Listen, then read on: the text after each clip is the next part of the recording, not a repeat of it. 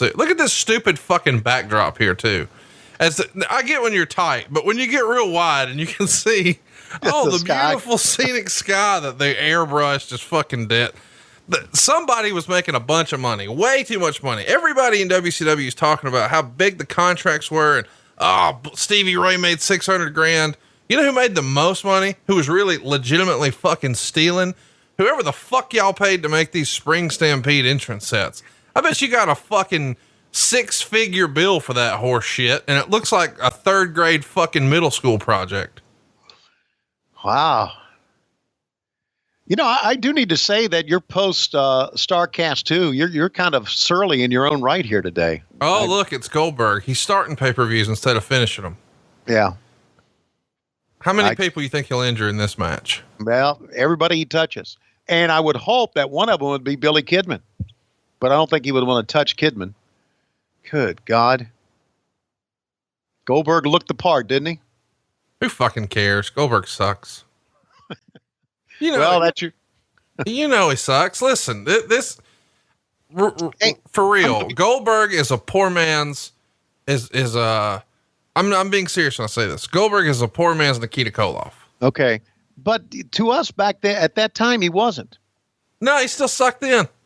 No, he didn't. Listen, Tony, you know enough about wrestling to know. This fucking guy can't work. I mean, they're just giving him squash matches, and here now you're having a very talented, performer in Perry Saturn. And he's cross-eyed at the very notion of trying to get this guy over. That's right. Perry was a little cross-eyed there, but no, you're right. Goldberg ended up squashing guys. Oh my God. Are you serious?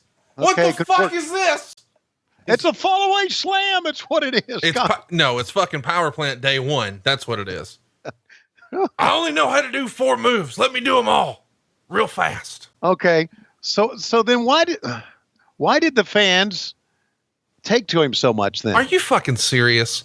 Yeah. Why did they take Tony Schiavone goes out there and just beats people up for real, spears them, jackhammers them for real, and then gets a win in 38 seconds, and then lawn darts Billy Kidman, people are going to be into it. Yeah, but Tony Schiavone didn't have the body and the physique and the aura of Bill Goldberg. I'm not sitting here trying to defend Bill Goldberg, but I don't think he is as shitty as you say he is. No. Here's the deal. He's way shittier than I say he is. All right. Okay. I mean, you talk about one of the greatest wrestlers of all time in anybody's book, Bret Hart, and Goldberg ends his fucking career and doesn't even know what he's doing. I mean, that's the thing. Like, Goldberg's suckery is not his fault. Goldberg's suckery is people like your fault. It's your fault. It's Eric Bischoff's fault. Right. Because I was told to put him over and I did, so it's my fault. Well, nobody raised their hand and said, hey, maybe we should look, they kicked out at 1. Like if every time somebody tried to cover you kicked out at 1, like that's not an impressive talent. Making the other guy look good is the impressive part of wrestling. Goldberg never made anybody look good. So maybe I should have raised my hand in one of these production meetings and said, wait, are we doing the right thing here by putting this guy over? No, we know you never did that. The only time you made a suggestion was when David Arquette won the fucking title. I'm glad you didn't speak up more often. Yeah, so am I, to be honest with you. That's a pretty awesome move right there. That's not Power Plant 101. Jesus Christ. Okay. All right.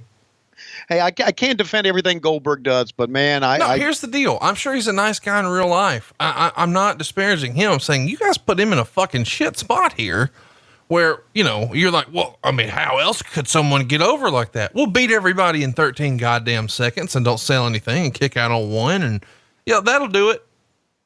And that's what he's doing. And here's the thing. He's doing what's asked of him here, but nobody had the gumption to say, hey, I know we can, I know we could, but should we?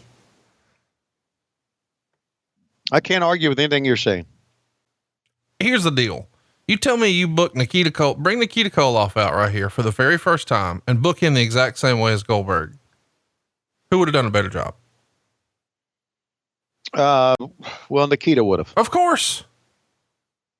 Goldberg is the WCW Ultimate Warrior. He is.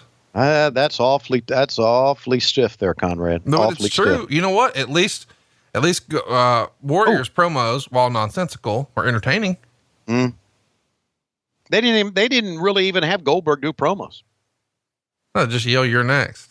Yeah, that's all he did was yell, "You're next." He really didn't say much. He would come in and say maybe something a little quiet, and then at the end he would say, "You're next," and that was it, and that's all they needed.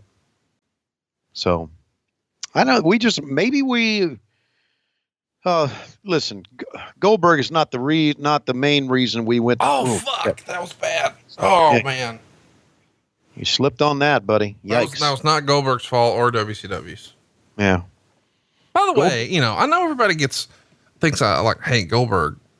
No, I just hate that Goldberg was a thing. Like if Goldberg would have finished wrestling school, maybe some of this wouldn't happen. You wouldn't hear about him like choking out Evan Courageous before a Nitro or kicking Bret Hart's head into the 6th row. And all the bad stuff you've heard about Bill Goldberg may not have happened had WCW, I don't know, brought him up a little slower, a little differently.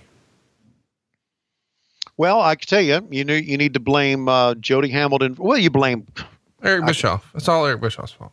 Okay, it's all Eric's fault. There you go. Have you shit on Goldberg on his podcast like you've shit on mine? I'm trying to make it my mission to shit on Goldberg once a week, whether he needs it or not. All right. So what's Eric's retort to all this that you've been saying? No, he was over. He drew money. And here's the thing. Can't argue any of that.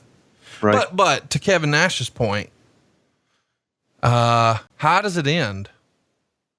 I know that, and we've argued that point here a lot here on the show too. Right. Like, when was the right time to beat Goldberg? When was the right time to end the streak? I guess there was no right time or wrong time. There's just what they did. And what they did, a lot of people said was shit. But realistically, let's say they don't beat him there. Doesn't it eventually get fucking old? Well, you know what? That's kind of what Vince Russo thought when he turned him heel. What, that it had just gotten old? Yeah. And the thing is, like, why wouldn't you have Goldberg become an unbeatable monster? Now, I know that Goldberg has healed it. Jesus fucking Christ. Did you see that? Yes, I did. Come on, man. Yeah. This day one wrestling school shit. And this is a pay-per-view against a guy who's been in the ring for a long time to get his shot. And now he's got to do that shit.